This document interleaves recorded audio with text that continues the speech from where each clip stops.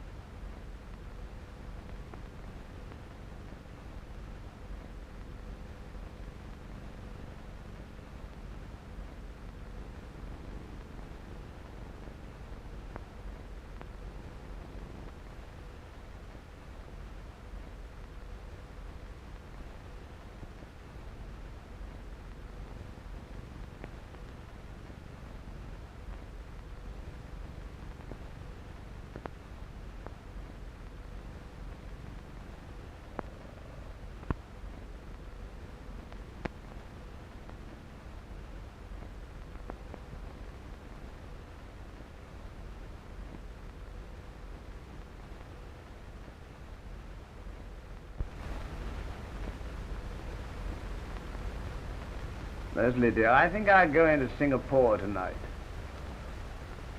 Exchange this rifle. It's not heavy enough for Tiger. Well, don't be long. With a tiger about, I'm afraid I'm as nervous as the natives. I won't, don't worry.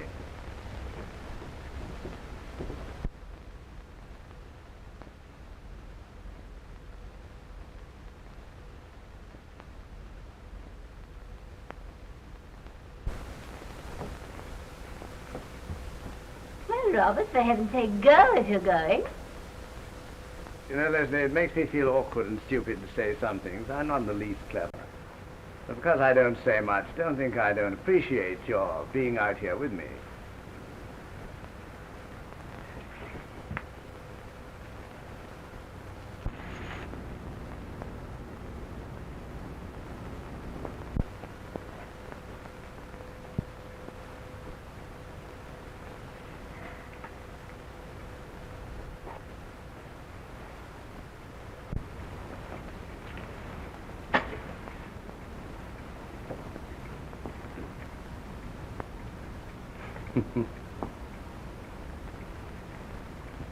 Only wives like you can make these godforsaken places bearable, Leslie.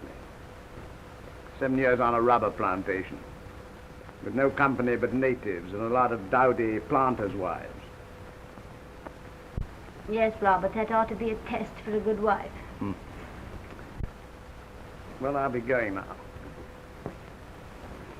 Hang it all, I was forgetting the gun.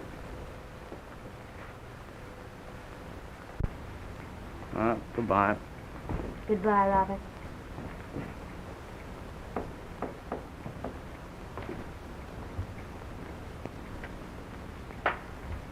Good night, boys.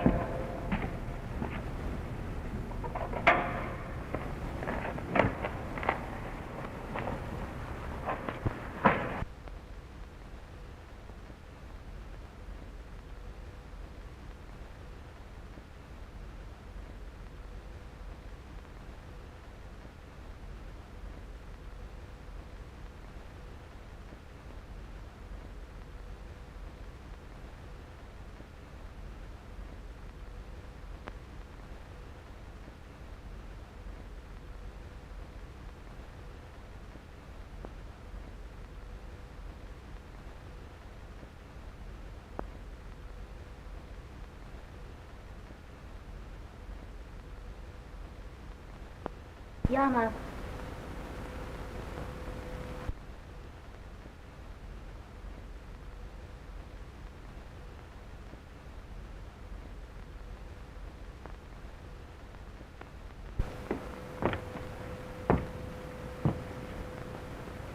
Yama. Yes, Bitsy? Yana, take this letter to Mr. Hammond at once. Yes, miss. Before you go, please put the shades down. Yes, miss.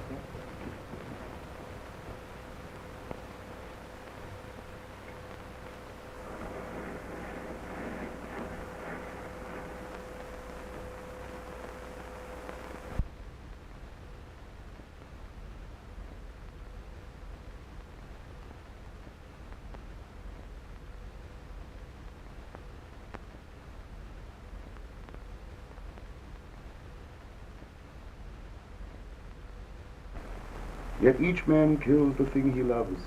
By each let this be heard. Some do it with a bitter look, some with a flattering word. The coward does it with a kiss, the brave man with a sword.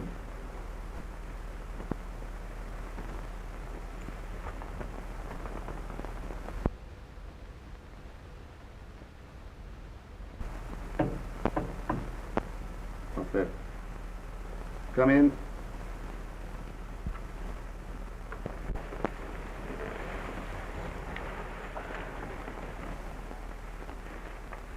A letter for you. For me.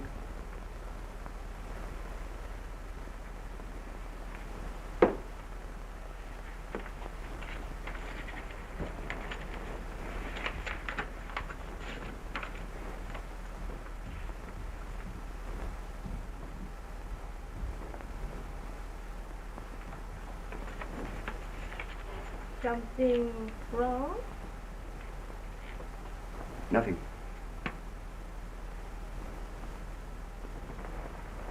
Is it that white woman? No.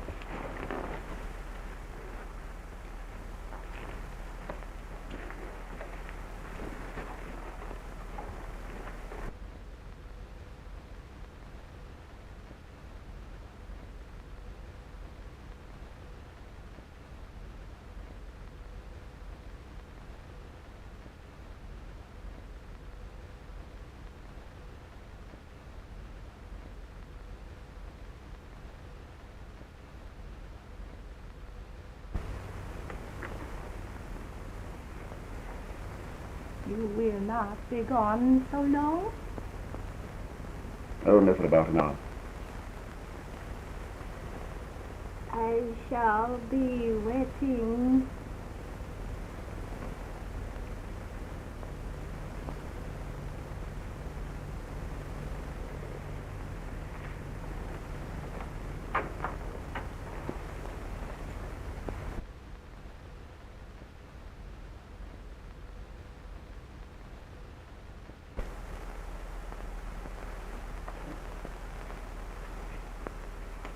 I'm off.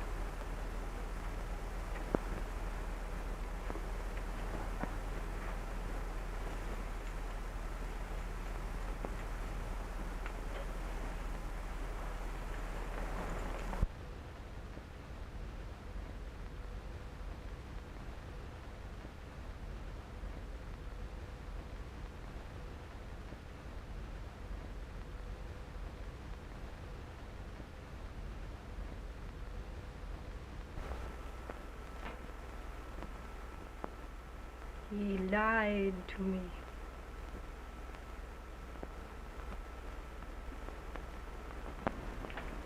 Come in, Geoffrey.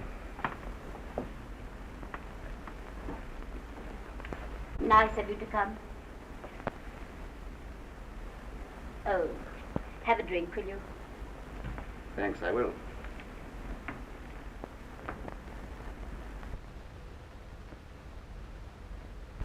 I say, is anything the matter? That note of yours was rather hectic. Geoffrey, I can't go on any longer. I'm at the end of my tether. Why, what's up? Oh, don't pretend. What's the use of that? Why have you left me all this time without a sign? I've had an awful lot to do. You haven't had so much to do that you couldn't find time to write me a line. There didn't seem to be any object in taking useless risks. Don't take me for a perfect idiot, please. I say, Leslie, darling, if you sent for me to make a scene, I'm going to take myself off. Geoffrey, don't you know how I love you? Well, darling, you've got a damn funny way of showing it. You drive me to desperation. Leslie, I wonder if you've noticed we hardly ever meet now without having a row. Is that my fault? I don't say that. I dare say it's mine. But when that happens to people who are on the sort of terms that we are, it looks very much as though things were wearing a bit thin. What do you mean by that? Well, when that happens, the common sense thing is to say, we've had a jolly good time, but all good things must come to an end. Geoffrey. I'm all for facing facts. Oh. Geoffrey, what is that Chinese woman doing in your house? My dear, what are you talking about? Don't take me for a perfect fool. Don't you think I know that you've been living with a Chinese woman for months? Nonsense. The common gossip of the kampong. My dear, if you're going to listen to the gossip I of want the to know natives- what you're doing with that Chinese woman in your house. I didn't know there was a China woman about. I have seen her. What's she like? Common and vulgar. You're not paying me a very pretty compliment. Geoffrey, will you swear to me that she is not your mistress? Certainly. On your honor? On my honor. That's a lie. All right, then, it's a lie. In that case, why don't you let me go? Because I love you. Because I love you, I tell you. Geoffrey, I love you. There's nobody ever going to love you like I love you. I can't go on without you. Without you, I'm just lost. I know at times that I've treated you so badly and hurt you and all of that, but it's only because I'm so unhappy. My dear, I don't want to make you unhappy, but it's no good beating about the bush. The thing is over and done with. You can't mean that, Geoffrey. You can't mean that. Leslie, dear, I'm terribly sorry, but the facts are there and you've got to face them. This is the end, and you've got to make the best of it. You wouldn't treat a dog like you're treating me. Is it my fault if I don't love you? Damn it all, one either loves or one doesn't. But I love you. You see, I love you. Oh, Geoffrey, I tell you, I'll do anything you want me to do. I'll do anything. It doesn't make any difference what. You won't even give me a chance. Oh, my God, why can't you be reasonable? I tell you, I'm sick and tired of the whole thing. Do you want me to tell you in so many words that you mean nothing to me? Don't you know it? Haven't you felt it? You must be blind. Yes, I know. I know only too well. I've felt it. I don't care. It isn't love any longer. It's madness. It's torture to see you. It's torture 10 times worse not to see you. If you leave me now, I'll kill myself. I swear that I'll kill myself. Go ahead. You don't think I mean it. You don't think I've got the courage. I've no patience with you. You're enough to drive anyone out of his senses. You can do what you like, you can say what you like, but I tell you it's finished. Geoffrey, I won't let you go. I can't. I love you. I love you. I'm fed up. Fed up, understand? I'm sick of the sight of you. Don't say that. Don't say that. Yes, I will say that.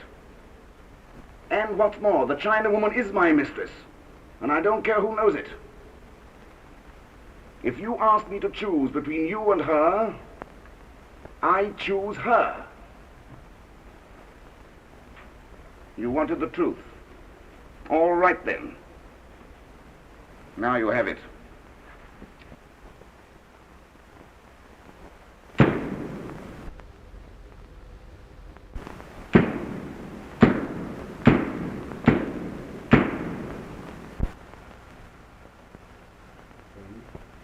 You swear the evidence you shall give in this cause between our sovereign lord the king and yourself shall be the truth, the whole truth, and nothing but the truth, so help you God?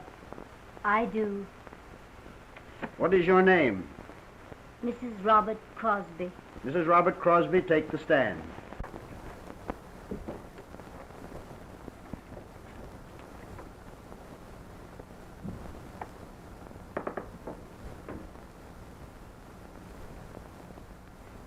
Mrs. Crosbie, perhaps it would be better if you told us the whole story in your own way. Do you think you could manage that? I'll try. Well, on the evening of the tragedy, my husband was going to Singapore on business. I wasn't feeling very well, so I stayed at home. I don't mind being alone because planters' wives get used to that sort of thing. So I was sitting quietly working on my lace when I heard footsteps and someone came on the veranda. Yes. Go on, Mrs. Crosbie. Well, at first I didn't know who it was. And then he said, "It's I, Geoff Hammond." So I said, "Oh, hello there, won't you come in?" Were you surprised to see him? I was rather, because he hadn't been up to the house for ages, so I told him that Robert had gone to Singapore on business. What did he say to that? He said, "I am sorry, because I was feeling very lonely this evening, and I thought perhaps I'd come along and just see how you folks were getting on." So he helped himself to a whiskey and soda and lit his pipe. Was he quite sober? Well, I suppose he had been drinking, but it didn't occur to me just then. What happened? Oh, we were just chatting quite quietly, when suddenly he said something rather silly. What? I don't know if it's really worth while repeating, but he paid me a little compliment. I think perhaps you'd better tell us exactly what he said. He said, "You've got such beautiful eyes. Why spoil them and strain them like that?" See, he was referring to the lace I was making. Had he ever paid compliments to you before? No, never. You see, I was a little taken aback, but I thought it best to take it lightly, and I said, "Well, I don't make any pretensions to being a raving beauty, you know." "But you are," he said. See, it's rather silly to have to say things like that, and Never mind. Please let us have his exact words. well, he said, "You are beautiful, thank God." And what happened then? Well, he just stood and looked me straight in the face and said, "Don't you know that I'm awfully in love with you?" "I don't," I said. It meant so little to me that I really had no difficulty in keeping quite cool. So I said, "I don't think it for a minute.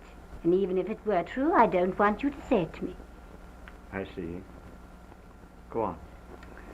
Well, then he fixed himself another whiskey and soda, and I began to wonder if he hadn't been drinking. So I said to him, "Look here, I think you better not take any more of that." And I was quite friendly about it, but he emptied his glass and put it down and said, "Do you think I'm talking to you like this because I am drunk?" And he asked me that in a very sort of abrupt way. And I said, "Well, that's the most obvious explanation, isn't it?"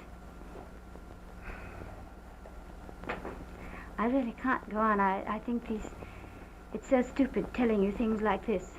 Never mind. Please let us have his exact words. He said, "I've loved you ever since I first knew you. I've held my tongue as long as I could, but now it's got to come out. I love you, I love you, I love you." He repeated it just like that, and his eyes were all funny. And he said, "And I won't go home now." So I lost my temper and I cried at him, "You poor fool, you don't you know that I've never loved anyone but Robert? And even if I didn't love Robert, that you were the last person in the world that I should care for?" So he said, "What do I care? Robert is away." Well, that was the last straw. I was simply beside myself. I thought him just a filthy swine to talk to me like that because Robert was away, so I said, "If you don't leave this very minute, I'm going to call the boys and have you thrown out." And with that, he just said, "The boys are out of earshot." And he took hold of me and turned me around, and I screamed, "Let me go." But he said, "Not much, not much. I've got you now." So then I cried out as loud as I could, "Boy, boy." But he held his hand over my mouth.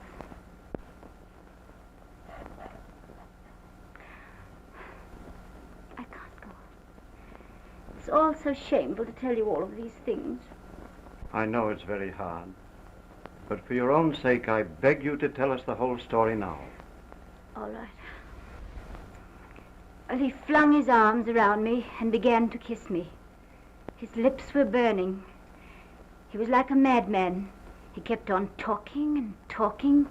He kept on saying he loved me and that he wanted me, and he held me so tight that I could hardly breathe. And I felt weaker and weaker, and at one time I really thought I was going to faint. And his breath was so very hot on my face that it made me feel desperately ill. You see, he kissed my face and my neck, my hair, my eyes, and suddenly he lifted me right up, and I felt that he was carrying me. I don't know what happened really, but he didn't look at me, and he didn't say anything, and I didn't look at him. But suddenly I could see his face, and it was all white, and his eyes were just burning. And he wasn't a man any longer, he was a savage. And then it was that it flashed across my mind that he was carrying me to my bedroom. Something happened, I don't know what, but he stumbled and fell. And his hold on me loosened, so I dashed around the sofa, but he dashed right after me. And there was a revolver on the table, and I snatched it up. I didn't even know I fired.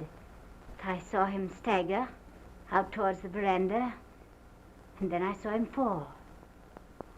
And I heard the reports, one after the other. And I really don't ask you to believe me, but I didn't even know I was pulling the trigger. And suddenly I heard a little click. And I realized that I had fired all of the cartridges, and the gun was empty. And he was lying on the floor all in a heap. And I knew he was dead, and that I'd killed him. That's all. Prosecutor, take the witness.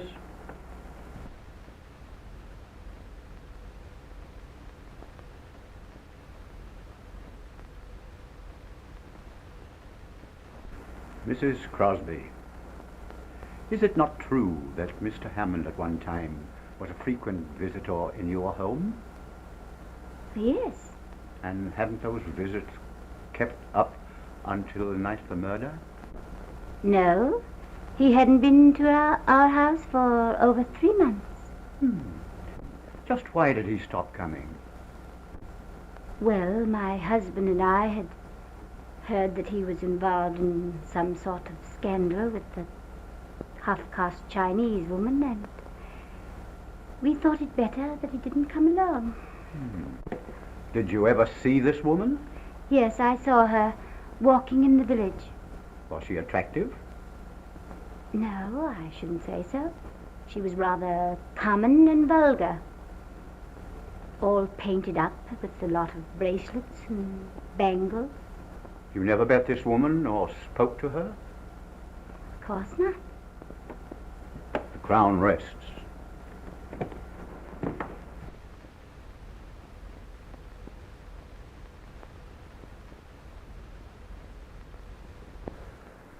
This court is adjourned until 10 o'clock tomorrow morning.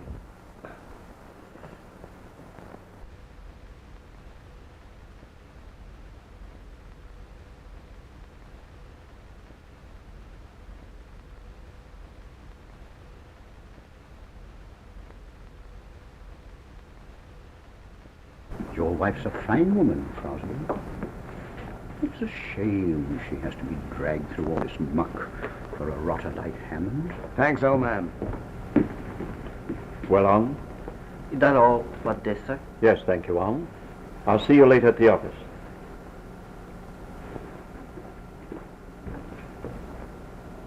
Very amusing, your assistant. Yes, and very efficient.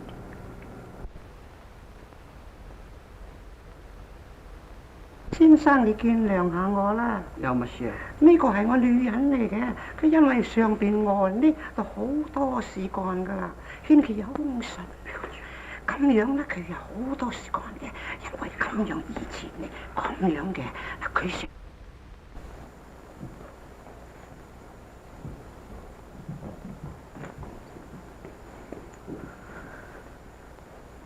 You've borne up wonderfully, darling. Everybody's talking about your iron nerve. Oh, Robert, it's been horrible. Without your wonderful love and faith, I know I should never have been able to go through with it. Well, tomorrow we'll see the end of the whole sorry mess. Yes, my darling, in 24 hours you'll be a free woman. Robert, do you think so? Robert, tell me, whatever happens, you'll always love me? No matter what people might say? Well, what can they possibly say? Oh, Robert, don't you know what I've done? They might say I led him on or something like that. Why, there's not a soul in Singapore who's for Hammond. Everybody knows that a woman like you wouldn't do that. Robert, when it's over tomorrow, let's go away from here. Let's never come back. Let's go far, far away. I'll tell you what, let's go to London. As a matter of fact, I was planning a surprise. You darling. A vacation in London. You see, I've saved a few $1,000s. Oh, Robert, then we could have the most beautiful time, eh? And after that, there's a rubber plantation in Sumatra. A chap I know must sell out cheap. It's our big chance. Yes, that's our big chance. No more slaving for the company. We'll be out for ourselves. Why, in 5 years, we'll be independent for life. Yes, of course we will. I'm sorry, sir, but the time is up. Tomorrow? Tomorrow.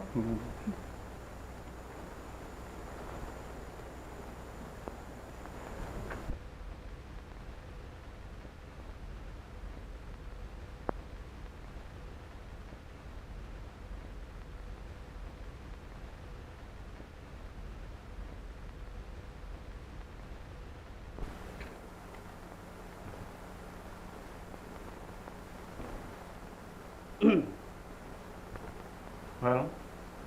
There's a new development in the Crosbie case, sir. Something of a delicate and confidential nature. Well, what is it? It has been brought to my attention, sir, that there is a letter in existence from Mrs. Crosbie to Mr. Hammond. Well, dozens of them, probably. Hammond had been a friend of theirs for years. But this letter, sir, was written the night of Mr. Hammond's death. It is quite unusual in tone. Where is this letter?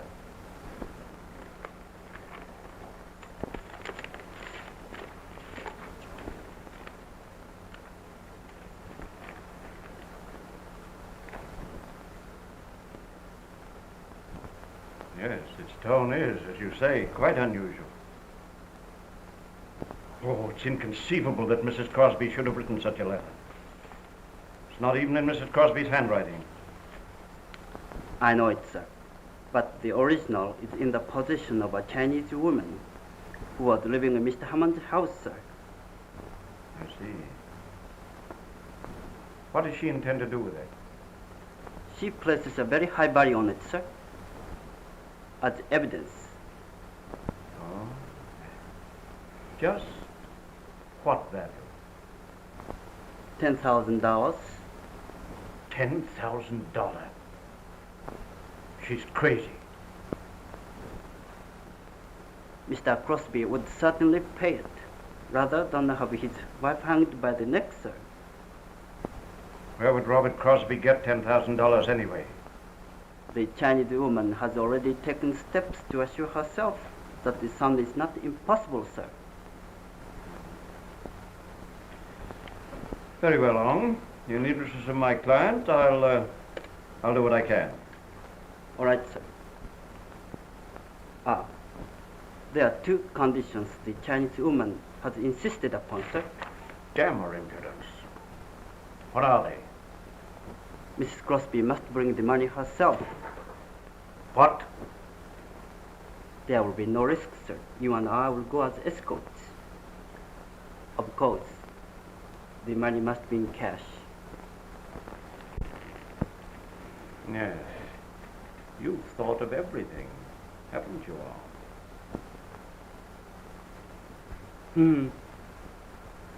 Well, I have been educated in the schools of the white man. I have learned much from the books the white man has written, sir. And how about the books The Chinese have written? Only one, sir. Confucius.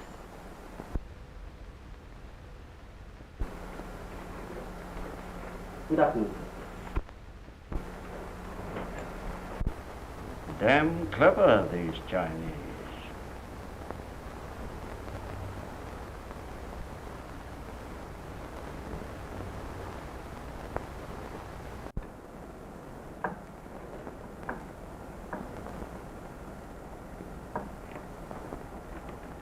You know, Robert's just like a child about the whole thing. After tomorrow, he tells me he's going to take me far away from this place forever. No, he wants to go to Sumatra. But before that, he's promised to take me to London. Mrs. Crosbie, I think I should tell you that there is in existence a letter in your handwriting from you to Hammond. That's impossible. You'd better read it for yourself. Well, that's not my handwriting. I know. It's said to be an exact copy of the original. What does it mean? That's for you to say. But I didn't write the letter. That's a forgery. It would be difficult to prove that. It would be easy to prove that it was genuine. Well, if I did write it, I've forgotten all about it. I might have written it years ago. It has no date. I noticed there was no date. But if this letter were in the hands of the prosecutor, they'd cross-examine your houseboys. They'd soon find out whether someone took a letter to Hammond on the day of his death. I swear I did not write the letter. Then we needn't go into the matter further. But if the person who possesses this letter sees fit to place it in the hands of the prosecution, you will be prepared. What would anyone be inclined to think who read that letter? That you told a deliberate lie. When? Under oath in court today. Well, I don't think it's so very strange that one little detail escaped my memory. Your memory has reproduced very exactly every particular of your interview with Hammond. It's very strange that you should have forgotten so important a point as that he came to the bungalow on the night of his death at your expressed desire. I hadn't forgotten. Then why didn't you mention it? I was afraid to. I thought if I told you that Hammond had come at my invitation, none of you would believe my story. I know that's very stupid and silly, but after I'd once told you that I had no communication with him, I was obliged to stick to it.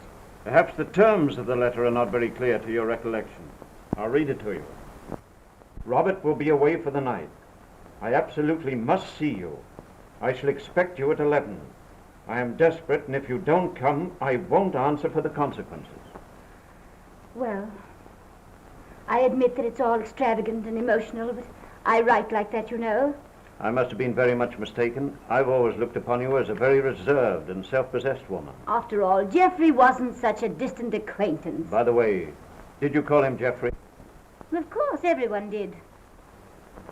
Mrs. Crosbie, I've got to talk to you very, very seriously. This case was comparatively plain sailing. Although Geoffrey Hammond was much liked and on the whole thought highly of, I was prepared to prove that he was the sort of man who might be guilty of the crime which, in justification of your act, you accused him of. The fact, which was discovered after his death, that he'd been living with a Chinese woman, robbed him of any sympathy that might be felt for him in the minds of all respectable people. I told your husband just now that I was certain of an acquittal. And I wasn't merely telling him that to cheer him up. I do not believe the jury would have left the box. But this letter has thrown an entirely different complexion on the case. I don't know what you're driving at. You mustn't expect other people to be stupid. This letter will put them on the track of suspicions that thus far have entered nobody's head. I won't tell you what I personally thought when I read it. I'm your legal advisor. I shall represent you in court. I take your story as you tell it to me, and I shall conduct your defense according to its terms. I do not wish you to tell me anything but what is necessary to save your neck.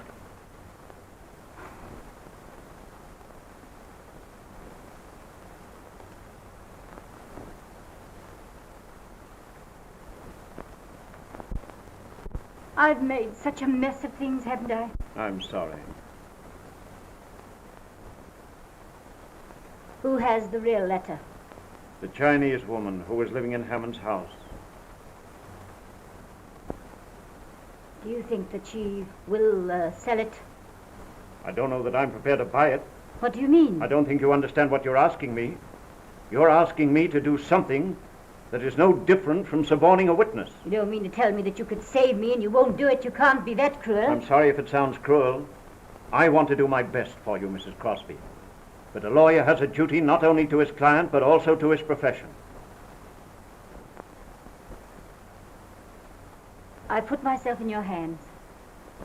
I know I have no right to ask you to do anything that isn't proper. I'm asking more for Robert's sake than for mine.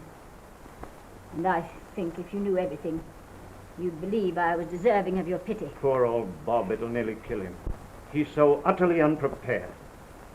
He's so kind and so good. I don't think he's ever harmed anyone in all his life. You mean everything in the world to him, don't you? I suppose I do. And I'm very grateful for the love he's given me. Well, I'm going to help you all I can. But don't think I don't know I'm doing wrong. I am. I'm doing it with my eyes open. This woman demands $10,000. She also demands that you take the money to her and ask for the letter yourself. I won't do that. Then she'll turn the letter over to the prosecutor.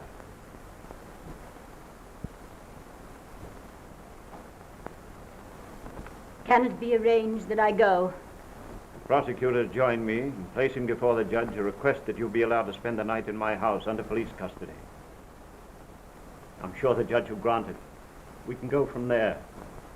As Robert's gone back to the plantation, I'll advance the money myself tonight. It won't be necessary to show Robert the letter, will it? Don't you want him to see it? No. Well, I'll do everything in my power to prevent him from seeing it until after the trial. He'll be an important witness. I think it very necessary that he be as firmly convinced of your innocence as he is now. And afterwards? Afterwards, I'll still do my best for you. Not for me, for Robert. If he loses his faith in me, he loses everything. It's strange that a man can live with a woman for 10 years and not know the first thing about her. It's rather frightening. I'll call for you here later.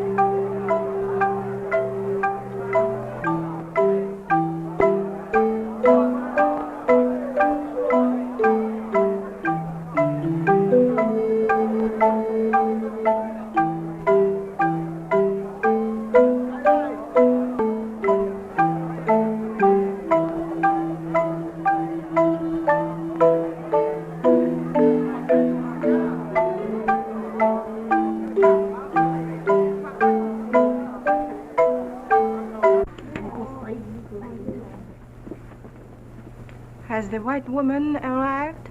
No.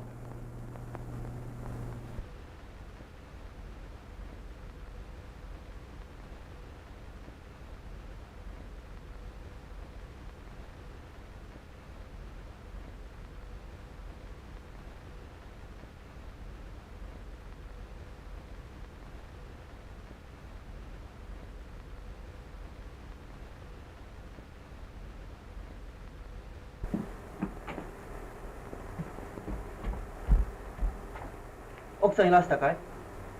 本当か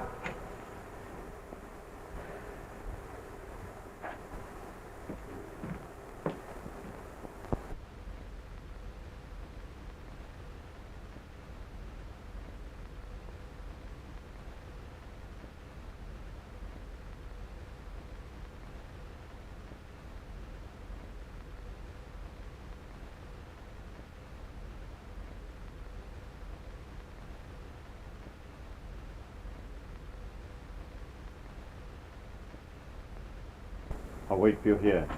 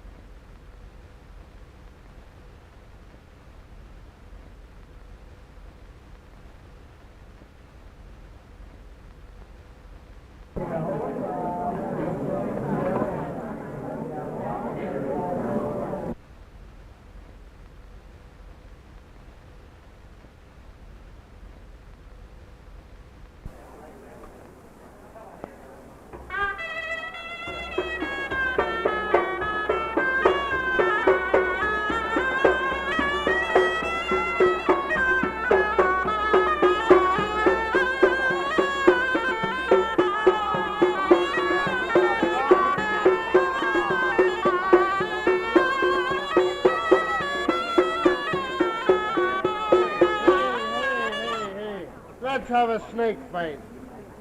You want to see the snake fight? Yes. How much? It costs you $25. $25. If you want to see something good, Yes. yeah, never see him. How much? 25. No good. Hi, come down. I'm going to fix it for you for $20. All right, let's have it.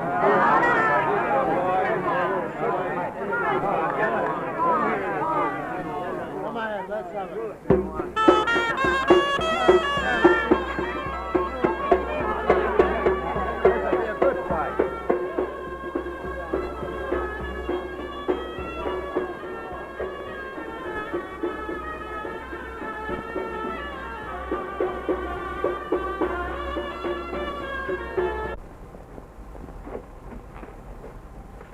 Wait, woman, see here now.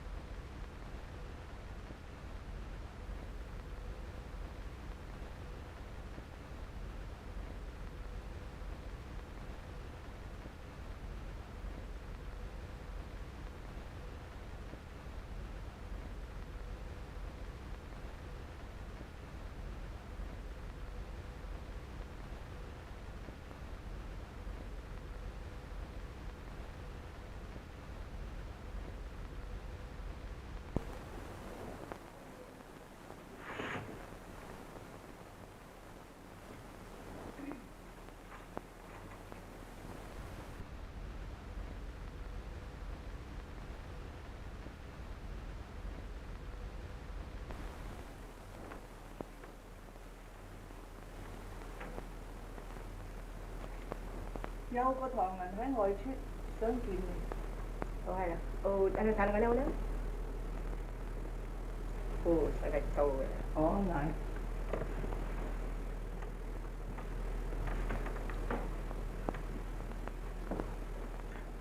One moment, please. You wish to speak to Letty? Yes, I do. So. Well, you know who I am. Oh, yes, yes.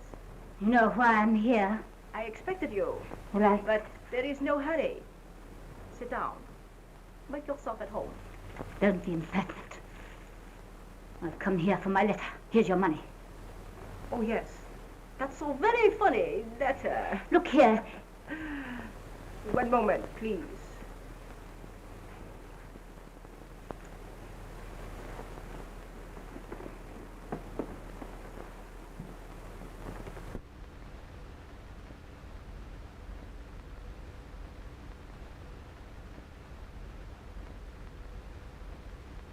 고등도 또 있지 뭐. 로압달래 아이고 다가.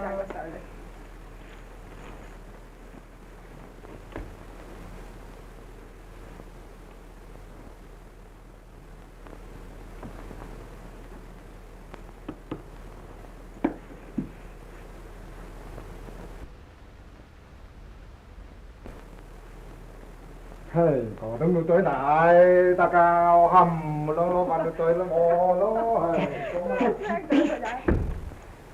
How dare you let that man in while I'm here? Ah, hired white ladies think too good for DT's house. Give me my letter directly.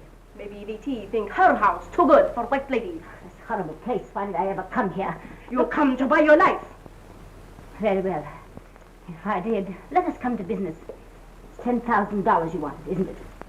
Here's his. Here. White lady very proud, but not too proud to share same man with a DT. Horrible Chinese woman, you. Horrible Chinese woman, but not to Mr. Hammond. Many love names he had for me. Shall I tell you some of them? Stop it, please. Can't be possible he ever touched a vile yellow thing like you. It is possible. That is why you killed Mr. Hammond. Here, take that money. Take that money, I tell you, and give me my letter. Oh, yes. Because he loved DT. That is why you killed Mr. Hammond. Don't mention his name again. Don't mention his name again, I tell you. Cheat woman, liar woman, murder woman. Maybe I not give you back your letter. Maybe I let you hang for killing Mr. Hammond. All right. All right, just keep the letter. Keep it. I'd rather hang, I think, than hear you mention his name again. Let me out of here. Let me out, I tell you. But your husband.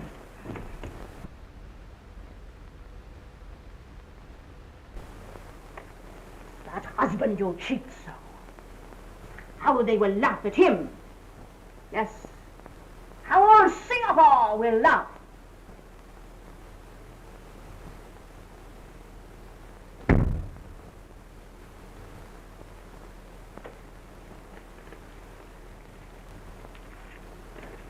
Here.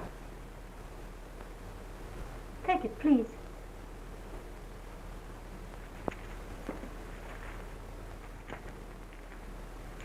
There. Give me the letter.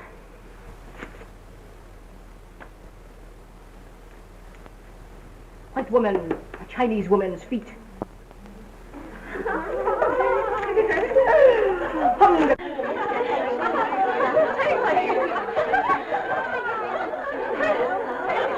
Nigga si loco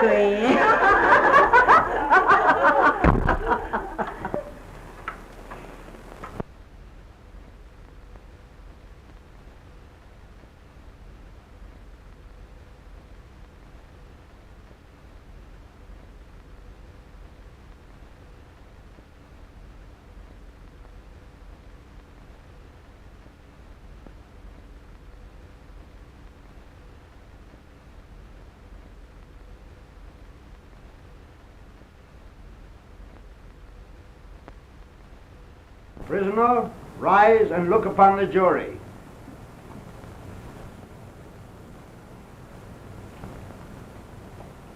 Jurors, rise and look down on the prisoner.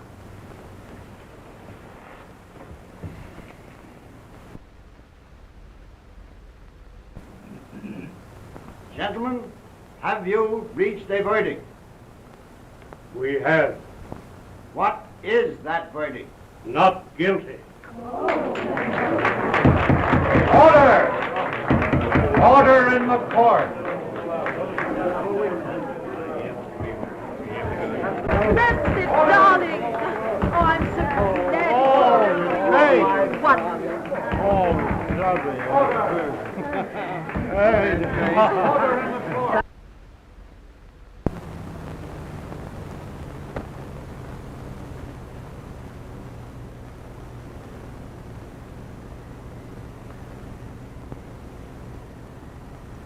I say, Howard, I was never so happy in all my life.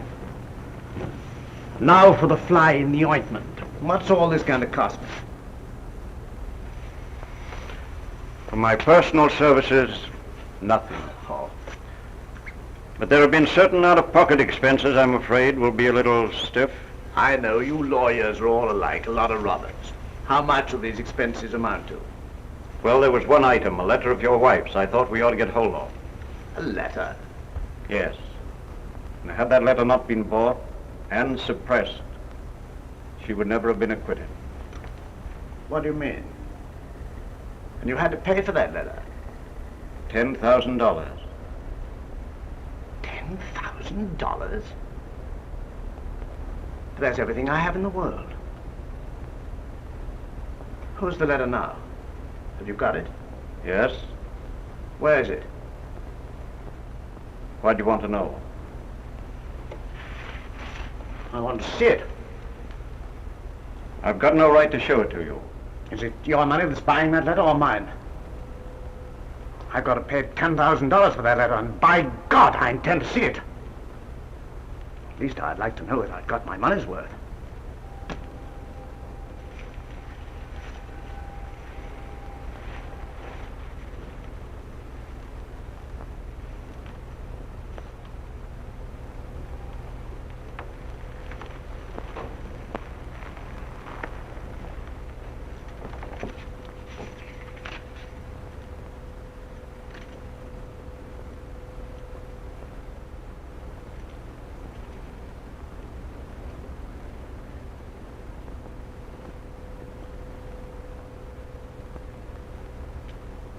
You know, darling, I have a kind of feeling that you're going to be even happier than ever. Now come along.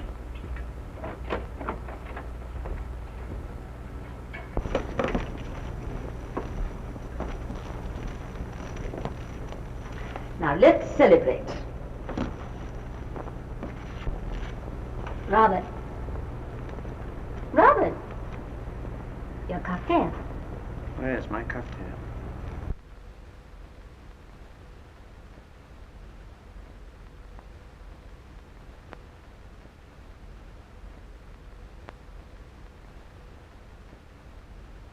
Now we must have a toast before we go. Robert. Huh? One from you. To your wife. Oh, yes. To my wife. Welcome home.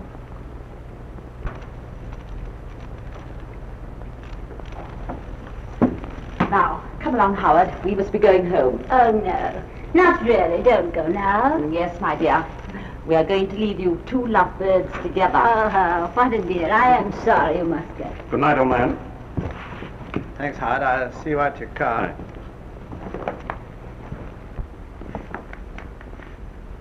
Good night.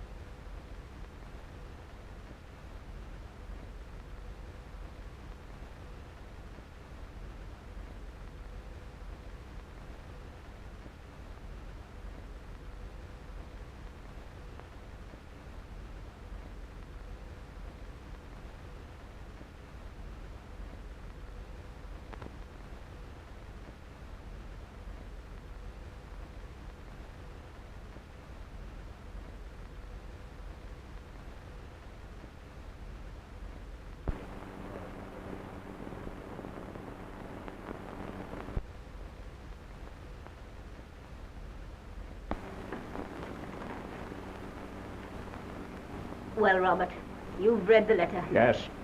And I want to know exactly what it means. Robert, it doesn't mean anything. Let's tear it up. I want the truth. I know, but it doesn't mean anything. I swear to you, I've been so punished. Oh, what does anything matter anyway?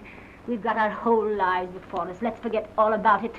And let us start over again. Exactly. What does it mean? Don't ask me. I want to know. Don't ask me any more, please. I want to know whether you've been my wife or just a common Don't horse. say that. I want the truth. You want the truth. Very well, you shall have it. Geoffrey Hammond was my lover. Go on. He was my lover for years. We were constantly together until about a year ago when he began to change. And then I couldn't believe it. He was still everything in the world to me. God. He was my whole life until I heard about that Chinese woman. And then I couldn't believe that. I couldn't believe that he didn't still love me. So I sent for him. You have the letter. Well, finally he came. I told him that I knew about that Chinese woman. He denied it. I knew he was telling a lie. Finally, I made him admit that it was the truth. And then he said to me that if he had to choose between me and that Chinese woman, he'd choose her. Oh, God, I don't know what happened after that. I went absolutely mad. I seized that revolver and I fired at him, and I fired, and I fired, and I fired until the gun was empty. And I gave you my name. Worked and slaved for you. I know. I know I've been vile, but I've no excuse to offer. And don't forget this. You brought me out to this filthy place, this God-forsaken place, and you kept me here for 7 years to live among a lot of dirty natives and dowdy planters' wives. My youth going, eating my heart out with loneliness, trying to make a go of it. And I did try. I did try for your sake. And what did I get from you? Nothing, nothing. Your whole life was just wrapped up in rubber. Rubber? That was my business. Your business. Working to make money, to give you the things you wanted. What I wanted. What I wanted. I'm flesh and blood. What I wanted was love, affection, happiness. But you took everything for granted. Once you got me out here to this God-forsaken place, all you thought about was rubber. All that was on your mind was rubber. All day long I was alone. All night I had to listen to you talk of rubber. Rubber, rubber, rubber! Is it any wonder that when a man came along and talked to me of love and romance and music, that I fell into his arms? Well, I did. And it's done now. So what are you going to do about it? Nothing. Nothing. Just that. What do you mean by that? Nothing. You don't mean to say that now that I've told you the truth that you expect to go on living with me out here? Yes. Why don't you send me away? Send you away? You're not going anywhere. There's no money to send you away. You're going to stay here. Right here in this house. With your memories. So I'm to be punished. I'm to be punished, am I? I'm to live here in this house with my memories. Very well. All right, if you with your smug respectability are going to punish me, and that is to be my punishment, that I'm to remain here in this house with my memories. All right, I'll give you something to remember. I, with all my heart and soul, still love the man I killed. Ha ha! Take that, will you? With all my heart and all my soul, I still love the man I killed.